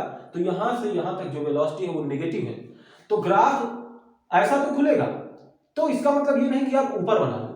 वेलोसिटी यहां से यहां तक प्यारे बच्चों हाइट के साथ नेगेटिव मिल रही है, तो नेगेटिव डायरेक्शन में बनना शुरू होगा। तो कुल मिलाकर के ये ऐसे बनेगा, ऐसे प्यारे बच्चों ये पैराबोला बनेगा। ठीक, इस पॉइंट पर जब ये यहां पर आ जाएगा, जब इसकी हाइट 0 हो जाएगी, जब ये 0 0 वाले पॉइंट पर आ जाएगा, देखिए इसकी हाइट अब कहां है? 0। ये लाइन h बराबर 0 की है, ये लाइन h बराबर 0 की है। तो मतलब अब हाइट 0 पर हम पहुंच चुके हैं, और इस समय इसकी जो स्पीड है वो मैक्सिमम है। तो ये अपनी मैक्सिमम स्पीड पर पहुंच चुका है प्यारे बच्चों, लेकिन इसकी डायरेक्शन अभी नेगेटिव ही थी। अब जस्ट इसके टकराने के बाद ये ऊपर चलना शुरू करेगा, और जैसे ही ऊपर चलना शुरू किया, इसका मतलब इसकी वेलोसिटी कैसे होगी? पॉजिटिव। तो अब जो ग्राफ बनेगा इस समय के बाद, टकराने के बाद, वो पॉजिटिव साइड से शुरू होगा, क्योंकि इसकी वेलोसिटी पॉजिटिव मिलने लगी है। तो कुल मिलाकर के अब जो ग्राफ बनेगा वो इस लाइन के ऊपर से बनना शुरू होगा। लेकिन कहां से बनेगा ये भी हम निकाल सकते हैं, फिलहाल ये निकालने की जरूरत नहीं है। बस ये समझिएगा कि ये कुछ ना कुछ स्पीड प्राप्त करेगा, हालांकि जिस स्पीड से टकराया था उसी स्पीड को ये प्राप्त नहीं करेगा। अगर यहाँ पर परफेक्टली इलास्टिक कोलिजन होता तो जिस स्पीड से टकराया था उसी स्पीड को ये प्राप्त भी करता, और ये उसी हाइट तक जाता भी जिस हाइट से छोड़ा गया था। लेकिन जैसा कि उन्होंने बोला कि ये सिर्फ आधी हाइट तक जाता है, इसका मतलब ये उतनी ही स्पीड को प्राप्त नहीं कर पा रहा जितनी स्पीड से टकराया था, ये कुछ कम स्पीड प्राप्त कर पा रहा है। तो जिस मैग्नीट्यूड की वेलोसिटी वो स्पीड यहां पर है, उसी मैग्नीट्यूड की स्पीड यहां पे प्राप्त नहीं करेगा, कुछ कम करेगा। तो प्राप्त तो करेगा लेकिन कुछ कम करेगा। तो हम मान लेते हैं कि कुछ यहां पर जिस भी मैग्नीट्यूड की स्पीड प्राप्त कर पा रहा है वो स्पीड यहां पे उसको मिल रही है। ठीक है, और पॉजिटिव मिल रही है क्योंकि अब ये पॉजिटिव डायरेक्शन में जाएगा। तो यहां से ग्राफ अब बनना शुरू होगा। ठीक है, यहां से ग्राफ बनना शुरू होगा। अब किस तरीके का ग्राफ बनेगा वो देखिएगा। तो यहां से यहां तक अगर मैं कहीं आप पूछूं, यहां से यहां तक के बीच के लिए आपसे पूछूं कि वेलोसिटी और हाइट में क्या रिलेशन आप बना सकते हैं, तो क्या बनाओगे? तो इसके लिए भी मोशन का थर्ड इक्वेशन यूज करेंगे। तो यही इक्वेशन यूज करेंगे, देखिएगा कौन सा? v square is equal u square plus 2as2 minus s1, यही तो यूज करेंगे। अब किसी भी हाइट h के लिए प्यारे बच्चों मुझे b चाहिए, या किसी भी b पर हाइट h चाहिए, है ना? यही तो करना है। तो देखिएगा v स्क्वायर, यहां पे ये 0 नहीं था इनिशियली, इस बार u कुछ है, इसलिए इस बार इसको 0 मत करिएगा। जी हमेशा नीचे लगता है, इसलिए ये माइनस के साथ ही लिखा जाएगा, क्योंकि माइनस नीचे की ओर डायरेक्शन माइनस के साथ दिखाई जाएगी, क्योंकि हमने ऊपर की ओर की डायरेक्शन को पॉजिटिव माना है। अब देखिएगा S2 क्या है, फाइनल पोजीशन। तो किसी भी हाइट h के लिए मैं ये पूछ रहा हूं, तो हाइट h मत बोलिए, हाइट h डैश बोलिए, क्योंकि h तो किसी पर्टिकुलर इंस्टेंट तब के लिए था जब इसको छोड़ा गया था, तो h डैश बोलिए। किसी h डैश हाइट के लिए मैं भी जानना चाहता हूं। S1 क्या था, S1 तो इनिशियल पोजीशन थी, तो हमने यहां से ऑब्जर्वेशन स्टार्ट किया, तो इनिशियली ये कहां पर था, 0 0 पर, इसलिए ये टर्म तो 0 हो गई। अब देखिए यहां से अगर मैं h डैश निकालना चाहूं तो क्या निकल के आएगा, तो प्यारे बच्चों ये निकल के आएगा, देखिएगा क्या निकल के आएगा, ये इधर आ गया, ये उधर चला गया, 2g से यहाँ पे हम ऐसे डिवाइड करेंगे, तो इस तरीके का इस बार रिलेशन नजर आया। और फिर से आप देख सकते हो कि आपको फिर से ये ओपनिंग लेफ्टवर्ड पैराबोला ही मिल रहा है। बी स्क्वायर बता रहा है कि यहाँ पे पैराबोला बनेगा, इसका माइनस का कोफिशिएंट है, इसलिए लेफ्टवर्ड में खुलेगा। ठीक, तो ध्यान दीजिएगा लेफ्टवर्ड में खुलेगा और ओपनिंग लेफ्टवर्ड वाला यहाँ पे पैराबोला बनेगा। तो स्टार्ट कहां से होगा, यहां से, और पैराबोला बनाना है। देखिए पैराबोला, और इसको h/2 हाइट तक जाना है, h/2 हाइट तक जाना है। तो इस बार अगर ये हाइट h थी तो इसके जस्ट आधे तक यानी h/2 वाले पॉइंट तक ही जाएगा, तो कुल मिलाकर के ये कुछ ऐसा बन जाएगा। तो इनिशियली ऐसा और फिर इसके बाद ऐसा, मतलब यहां से यहां तक के लिए ये और फिर यहां से यहां तक के लिए ऐसा। तो इस प्रकार का ये ग्राफ रहेगा प्यारे बच्चों। तो देख लीजिएगा कि किस ऑप्शन में ये ग्राफ दिया गया है। चलिए प्यारे बच्चों अब हम कुछ और अच्छे अच्छे क्वेश्चंस करेंगे, तो चलिए चलते हैं। चलिए प्यारे बच्चों एक और क्वेश्चन को हम लोग यहाँ पर सॉल्व करने वाले हैं, तो चलिए क्वेश्चन को ध्यान से पढ़ेंगे। क्वेश्चन है, ए particle starts from origin O from rest and moves with a uniform acceleration along the positive x axis, identify all figures that correctly represent the motion. तो हमसे ये कहा गया है कि एक पार्टिकल है जो ओरिजिन से चलना शुरू करता है और रेस्ट से चलना शुरू करता है। पहले ये रेस्ट पर था, फिर ये यूनिफॉर्म एक्सेलरेशन से चलना शुरू करता है किधर, पॉजिटिव एक्स एक्सिस की ओर। तो उस हिसाब से इस मोशन के हिसाब से कुछ ग्राफ्स हमको ऑप्शन में बना करके दिए गए हैं। तो कौन कौन से ऑप्शन से सही है या प्यारे बच्चों कौन से ग्राफ से सही है ये हमको बताना है। तो चलिए क्वेश्चन को सॉल्व कर ले रहे हैं। काफी आसान सा क्वेश्चन है, कुछ कठिन नहीं है। उन्होंने बोला है कि एक पार्टिकल है जो ओरिजिन से चलना शुरू करता है और इनिशियली ये रेस्ट पर था और ये कांस्टेंट एक्सेलरेशन से या यूनिफॉर्म एक्सेलरेशन से चलना शुरू करता है और किधर, पॉजिटिव एक्स एक्सिस की ओर। तो पॉजिटिव एक्स एक्सिस की ओर ये चलना शुरू करता है। अब देखिए इनिशियली ये रेस्ट पर था, अभी चलना शुरू किधर कर रहा है, पॉजिटिव एक्स एक्सिस की ओर। इसका मतलब जो एक्सेलरेशन था वो भी पॉजिटिव एक्स एक्सिस की ओर ही था। ठीक, पॉजिटिव एक्स एक्सिस की ओर ही था और इसकी जो वैल्यू थी वो कांस्टेंट है समय के साथ, ऐसा भी हम बोलेंगे क्योंकि क्वेश्चन में बताया गया है। ठीक, अब इस मोशन के हिसाब से हमको ग्राफ्स बनाने हैं, तो देख लेते हैं कि कौन कौन से ग्राफ्स हमको बनाना है। तो ऑप्शन में देखते हैं कि कौन कौन से ऑप्शन में ग्राफ बने हुए हैं। तो यहाँ पे AT ग्राफ बना हुआ है, BT ग्राफ बना हुआ है, XT ग्राफ बना हुआ है। तो हमको AT, BT और XT के ग्राफ बनाकर देखना है, फिर हम बना करके फिर मिलाएंगे ऑप्शन में कि कौन से ऑप्शन सही है या कौन से ऑप्शन सही है। तो चलिए पहले बच्चों यहाँ पर देखते हैं, अगर इसके हिसाब से हम AT ग्राफ बनाए तो कैसा बनना चाहिए, AT ग्राफ बनाए तो कैसा बनना चाहिए। तो देखिए A समय के साथ कांस्टेंट बना हुआ है, ये चेंज नहीं हो रहा। तो अगर इनिशियली मैं मान लूं कि इसका एक्सेलरेशन कुछ A0 था तो समय के साथ A0 ही बना रहेगा, साथ ही साथ पॉजिटिव ही बना रहेगा क्योंकि पॉजिटिव एक्स एक्सिस की ओर ही है एक्सेलरेशन, तो पॉजिटिव ही बना है और कांस्टेंट बना हुआ है, मतलब उसकी मैग्नीट्यूड भी कांस्टेंट है और डायरेक्शन भी कांस्टेंट है प्यारे बच्चों। तो इसका मतलब क्या हुआ कि जो एक्सेलरेशन है अगर मान लीजिए A0 वाला पॉइंट है तो यही बना रहेगा टाइम t के साथ। अगर इसके लिए BT कर्व देखें तो कैसा होगा प्यारे बच्चों, तो BT कर्व कैसा होगा, तो आप देख लीजिए अगर मैं किसी टाइम t पर वेलोसिटी पूछूं तो आप कैसे लिखोगे, तो प्यारे बच्चों आप ऐसे लिखोगे v = u + at, ऐसे लिखोगे। अब u तो 0 था क्योंकि इनिशियली ये रेस्ट पर था, तो यहाँ पर v = at ऐसा यहाँ पर रिलेशन मिलेगा, v और t में ऐसा रिलेशन मिलेगा। और एक्सेलरेशन को हमने मान लिया था कि A0 है तो A0 ही एक्सेलरेशन हमेशा था, तो ऐसा यहाँ पे जो आपके पास इक्वेशन मिला प्यारे बच्चों। और ये स्ट्रेट लाइन का इक्वेशन है और इसकी जो स्लोप है वो पॉजिटिव है, तो इसके लिए जो ग्राफ है वो कैसा बनेगा, तो आप देख सकते हो ये कैसी स्ट्रेट लाइन है जो ओरिजिन से पास कर रही हो और जिसकी स्लोप प्यारे बच्चों पॉजिटिव है। तो इसके लिए जो ग्राफ बनेगा वो ऐसा बन जाएगा, एक स्ट्रेट लाइन ऐसी बन जाएगी। ठीक है, आपको साफ साफ नहीं दिखाई दे रहा होगा मार्कर की स्याही खत्म हो गई है, इसलिए ऐसा है। ये प्यारे बच्चों एक स्ट्रेट लाइन है, ठीक है। अब इसके लिए अगर मुझे पोजीशन टाइम ग्राफ बनाना हो, जैसा कि उन्होंने एक्सटी ग्राफ भी बनाकर पूछा हुआ है, तो एक्सटी ग्राफ भी हम बना लेते हैं। तो अगर किसी टाइम पर इसकी पोजीशन में पूछे तो आप क्या लिखोगे, तो x = 1/2 at², यही लिखोगे, बिल्कुल यही लिखोगे।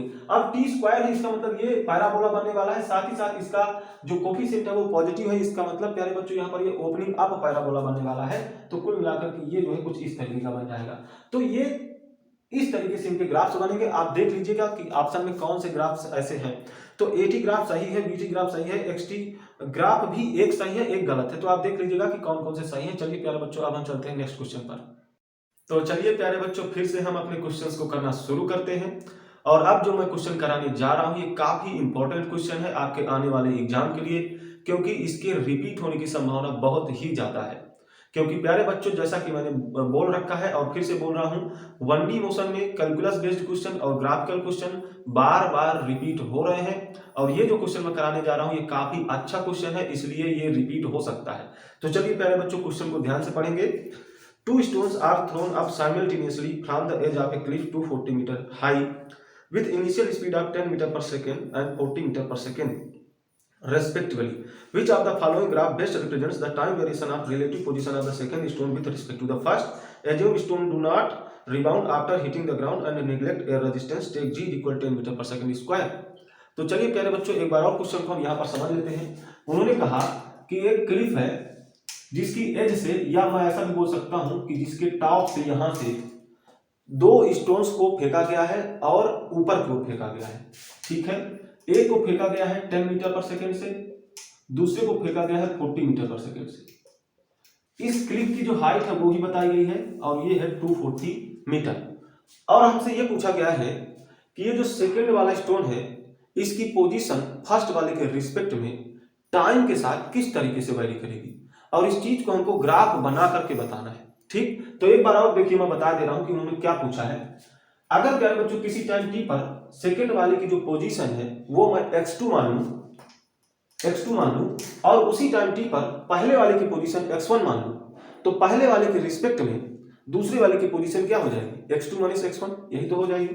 तो x2 - x1 ये चीज टाइम के साथ कैसे वेरी कर रही है, ये है हमको बताना है, ठीक। तो प्यारे बच्चों, अगर ये बताना है कि ये चीज टाइम के साथ कैसे वेरी कर रही है, तो इसका और टाइम में रिलेशन भी फाइंड करना पड़ेगा, या मैं कहूं कि x2 - x1 as the function of time t हमको फाइंड करना पड़ेगा, ठीक है।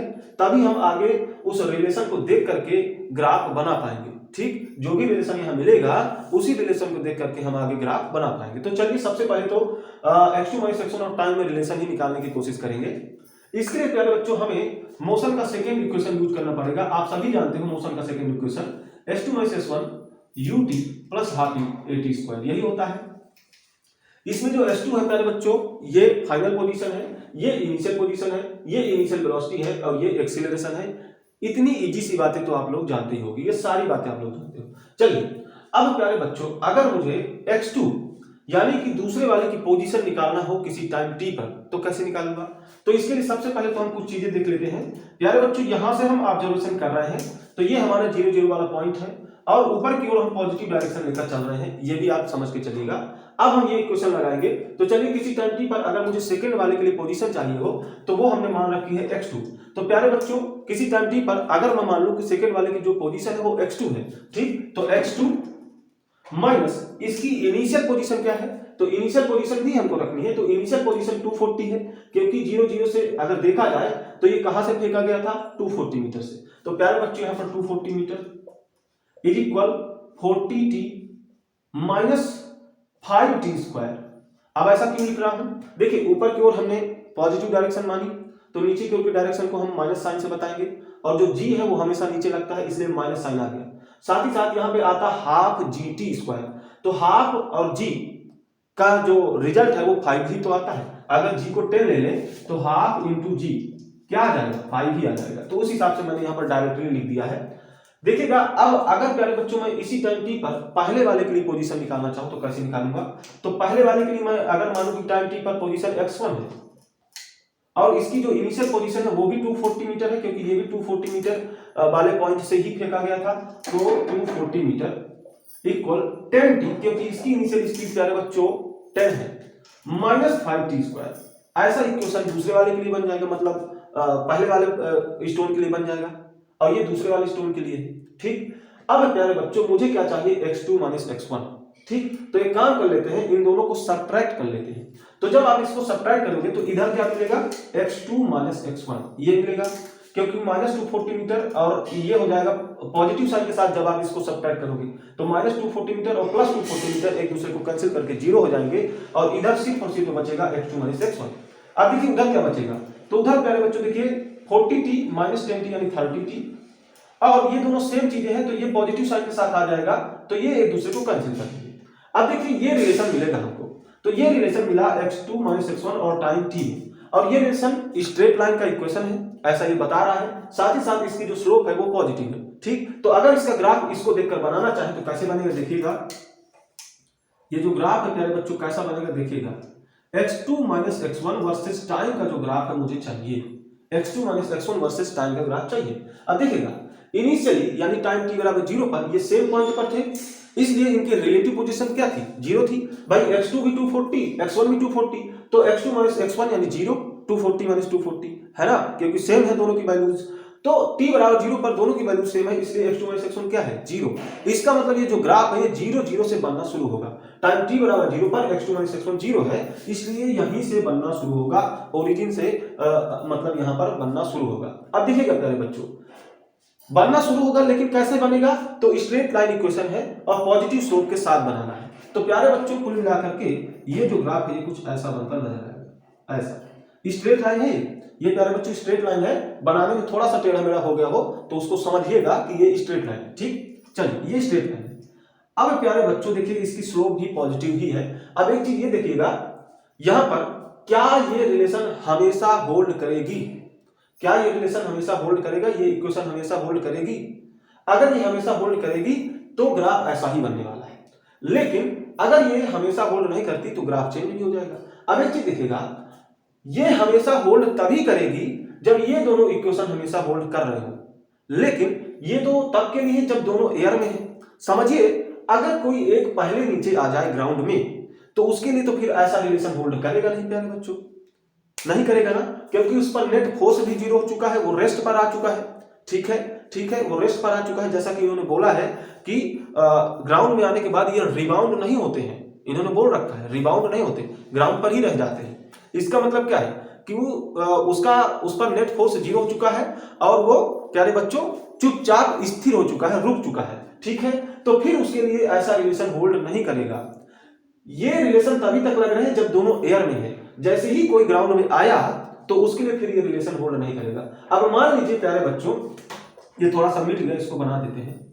अब मान लीजिए कि पहले वाला जो स्टोन है वो पहले ग्राउंड में आ जाए तो क्या हो जाएगा, फिर उसके लिए ये रिलेशन होल्ड नहीं करेगा, उसकी पोजीशन क्या हो जाएगी, 0, क्योंकि 0 0 वाले पॉइंट पर आ गया ना, नीचे आने का मतलब 0 0 वाले पॉइंट पर आ गया तो उसकी जो पोजीशन है वो 0 आ गई है ना। तो फिर उसकी पोजीशन की जगह पे आप क्या रख दोगे, 0 रख दोगे। तो इसको जैसे ही 0 रखोगे तो इधर सिर्फ बचेगा x2, तो x2 और t में रिलेशन जो दिखेगा उसी के हिसाब से फिर ग्राफ बनेगा, ठीक है। फिर x2 और t के बीच में जो रिलेशन दिखेगा उसी के हिसाब से ग्राफ बनेगा। और मान लीजिए दूसरा वाला पहले आ गया ग्राउंड में, दूसरा वाला पहले आ जाए ग्राउंड में तो क्या होगा, अगर दूसरा वाला पहले ग्राउंड में आ जाएगा तो x2 0 हो जाएगा, है ना, x2 0 हो जाएगा। तो फिर -x1 और t में रिलेशन दिखेगा, फिर इस माइनस को उधर ले जाएंगे या -1 से पूरी इक्वेशन में मल्टीप्लाई करा लो तो x1 और t में जो रिलेशन दिखेगा फिर उस हिसाब से ग्राफ बनेगा, है ना। तो प्यारे बच्चों समझ के चलिएगा, हमें पहले ये भी देखना पड़ेगा कि क्या ये दोनों रिलेशन हमेशा ही होल्ड कर रहे हैं। अगर दोनों एयर में साथ साथ रह रहे हैं और दोनों साथ साथ ग्राउंड में आ रहे हैं तो हाँ बिल्कुल करेंगे, ठीक है, हमेशा कर रहे हैं। लेकिन अगर एक पहले आ जाए एक बाद में आए तो प्यारे बच्चों एक के लिए पहले ही ये इक्वेशन होल्ड नहीं करने लगी, ठीक। तो आप हमेशा इसको सब्ट्रैक्ट करके यही इक्वेशन लिए रहोगे तो गलत है, क्योंकि एक तो होल्ड करना बंद कर दी और आपने सब्ट्रैक्ट करके इन दोनों को फिर ये निकाला है, ठीक। इसलिए फिर ये हमेशा वैलिड नहीं है अगर एक पहले आ जाए तो हमको ये भी देखना पड़ेगा कि कौन पहले आ रहा है कौन बाद में आ रहा है, या फिर दोनों साथ में आ रहे हैं क्या। अगर दोनों साथ में आ रहे हैं तब तो ठीक है, ठीक है। जब तक ग्राउंड में नहीं आ जाते उस टाइम तक के लिए जो है ये होल्ड करेगा प्यारे बच्चों, ठीक, उस टाइम तक के लिए होल्ड करेगा और ऐसा ही ग्राफ बन जाएगा, ठीक है। किस टाइम तक? जब तक दोनों एयर में रहेंगे। लेकिन अगर दोनों एयर में नहीं है, एक पहले आ रहा है एक बाद में आ रहा है, तो हमको देखना पड़ेगा कि कौन पहले आ रहा है और किस टाइम पे आ रहा है, तो ये भी देखना पड़ेगा। तो चलिए हम ये भी देख लेते हैं कि दोनों का यहाँ आने का जो टाइम है वो क्या है। तो इसके लिए प्यारे बच्चों हम फिर से लगाएंगे यही इक्वेशन। तो देखिएगा, अगर हम देखना चाहें तो यहाँ से यहाँ तक आने में इसको कितना टाइम लगेगा, इन दोनों को ये हमें देखना है। तो देखिए, हमने ऊपर की ओर पॉजिटिव डायरेक्शन माना है और इनको कितना डिस्प्लेस होना है, 240। तो 240 आना है नीचे, हमने ऊपर की ओर पॉजिटिव आना है, तो इसका डिस्प्लेसमेंट हुआ -240, ठीक। या फिर अगर आप डिस्प्लेसमेंट नहीं लिखना चाहें, ये क्या है, ये डिस्प्लेसमेंट है, final position minus initial position, ये डिस्प्लेसमेंट है। तो आप डायरेक्टली डिस्प्लेसमेंट लिख सकते हो या फिर आप ऐसे भी कर सकते हो अगर आपको नहीं समझ में आता। तो चलिए ऐसे ही कर लेते हैं। फाइनल पोजीशन क्या हो गई, 0, क्योंकि 0 0 पर है, तो फाइनल पोजीशन 0, इनिशियल पोजीशन 240 थी, तो देखिए यहां से भी -240 आ गया। और अगर इसकी डायरेक्ट वैल्यू आप -240 लिखते तो वो भी आता, क्योंकि डिस्प्लेसमेंट -240 था। तो आप ऐसे नहीं कर सकते। तो चलिए प्यारे बच्चों हम निकालते हैं। हम सेकंड वाले के लिए अगर पहले निकाले तो यहाँ पर u की जगह पे रखेंगे 40t माइनस 5t स्क्वायर, ठीक। अब प्यारे बच्चों इसको सॉल्व करेंगे तो 5t square minus 40t minus 240 equal 0। इसको थोड़ा सा और इजी करना चाहें तो 5 से पूरी इक्वेशन में डिवाइड कर ले, तो प्यारे बच्चों ये क्या हो जाएगा, 8t माइनस 48 ऐसा। अब देखिए यहाँ पे हमें t की वैल्यू चाहिए, तो क्या होगा, देखिए 12 और 4, हाँ 12 और 4 आ रहा है, देखिए 12t प्लस 4t, ठीक है। ये माइनस का 12t plus 4t minus 48 equal 0, क्या यही होगा, बिल्कुल यही होगा। तो यहां से t को कॉमन ले ले तो t माइनस 12 प्लस 4 को कॉमन ले ले तो t माइनस 12 इज इक्वल 0।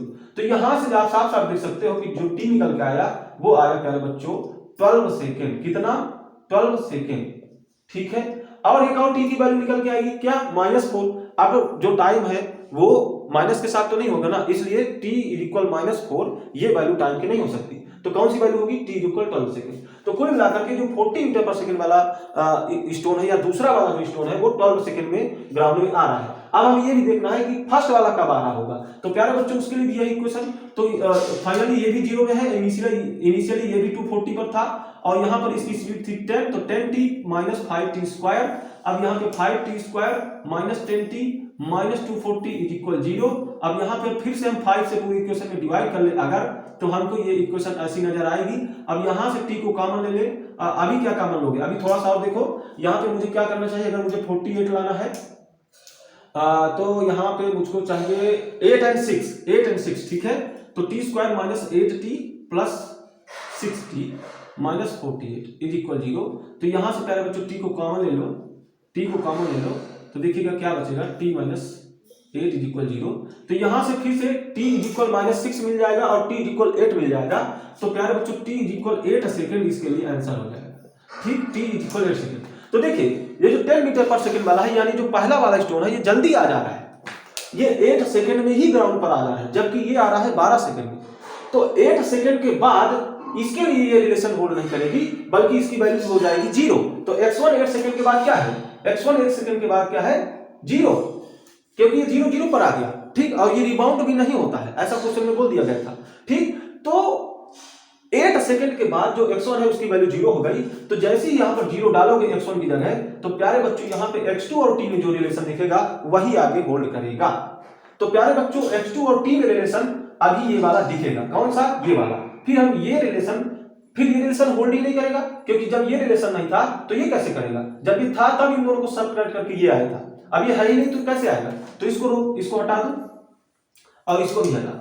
अब हमारे पास केवल और केवल ये रिलेशन फॉलो करेगा, और ये भी कब तक करेगा, जब तक ये एयर में है, कब, 12 सेकंड तक। उसके बाद ये भी नहीं होल्ड करेगा, ठीक है, लेकिन 12 सेकंड तक ही करेगा, ठीक है। तो 8 सेकंड से 12 सेकंड के बीच के लिए इसके हिसाब से ग्राफ बनेगा, ठीक है। चलिए बनाते हैं, देखिएगा इसको थोड़ा सा और इजी कर लेते हैं। -240 मीटर को उधर ले जाओ तो ये +240 मीटर हो जाएगा इधर, और यहाँ पे x2 और टाइम में जो रिलेशन दिख रहा है वो कुछ इस तरीके से दिख रहा है, इसी के हिसाब से ग्राफ बनेगा। तो देखिएगा यहाँ पे x2 और टाइम में रिलेशन देखें तो t स्क्वायर के टर्म में ही चीजें, इसलिए यहाँ पे पैराबोला बनेगा। साथ ही साथ इसका जो कोफिशिएंट है वो नेगेटिव है, इसलिए ओपनिंग डाउनवर्ड पैराबोला बनेगा। तो ओपनिंग डाउनवर्ड पैराबोला आपको बनाना है, चलिए इस तरीके से ओपनिंग डाउनवर्ड पैराबोला आपका बनेगा प्यारे बच्चों, ठीक। अब देखिए ये कौन सा पॉइंट होगा, ये 12 सेकेंड वाला पॉइंट होगा, क्योंकि 12 सेकेंड में ये भी नीचे है, ये भी ग्राउंड में आ गया। तो पहले वाला तो पहले ही ग्राउंड में था, दूसरा वाला वहीं आ गया, तो दोनों सेम पॉइंट पर आ गए, तो फिर क्या हो गया, सेम पोजीशन पर होने की वजह से x2 माइनस x1 फिर 0 हो गया। तो ये किस टाइम पर हो रहा है, ये 12 सेकंड पर हो रहा है। तो 12 सेकंड पर देखिए x2 माइनस x1 0 मिलना चाहिए, तो ये 0 वाला पॉइंट ही तो होगा x2 माइनस x1 के लिए। इसलिए प्यारे बच्चों ये जो लाइन है x2 माइनस x1 के लिए 0 वाली पॉइंट है दे रही होगी, इसलिए ये इस लाइन पर आ जाना चाहिए था ग्राफ, और देखिए इस लाइन पर ही आया है, 12 सेकंड पर ही ये इस लाइन पर टच करेगा। ठीक, तो 12 सेकंड पर इसने इसको टच किया, और देखिए ये जो कौन सा पॉइंट है, जहां से ये वाला रिलेशन होल्ड करना बंद कर दिया, ये कौन सा टाइम था, 8 सेकंड। तो प्यारे बच्चों ये जो टाइम था ये 8 सेकंड वाला पॉइंट है, ये 8 सेकंड वाला पॉइंट है।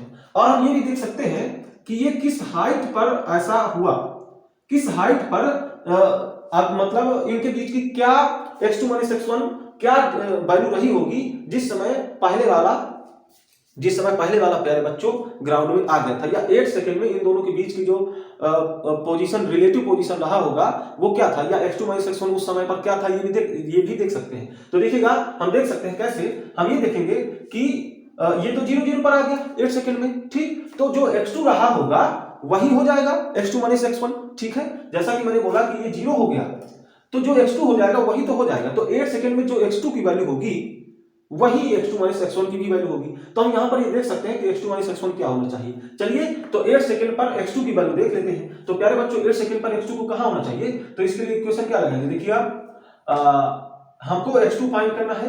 इनिशियली ये 240 मीटर पर था, 40 इंटू 8 सेकेंड माइनस 5 इंटू 8 8 जा 64, 8 8 जा 64। ठीक, चलिए इसको सॉल्व करेंगे तो ये कितना आ जाएगा, देखिए 8 चौक 32 320 माइनस ये कितना 5 चौक 30 5 चौक 20 320। ठीक, तो 320 से कैंसिल हो गया, तो x2 इक्वल 240 मीटर। ठीक है, ये माइनस वाला 240 मीटर उधर चल जाएगा।